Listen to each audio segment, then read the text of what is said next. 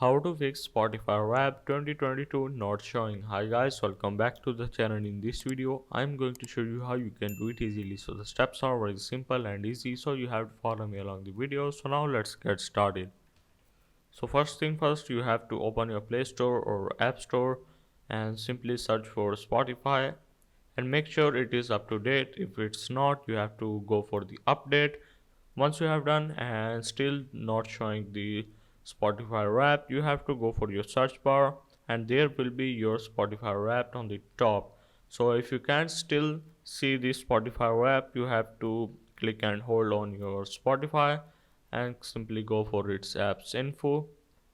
Once you have entered apps info, you have to go for the storage and cache, or if you are on iPhone, you have to offload the app and reinstall it. So in my case, I am on Android, so let's go for the clear cache. Once you have done this, you have to go back and there will be your Spotify Wrapped.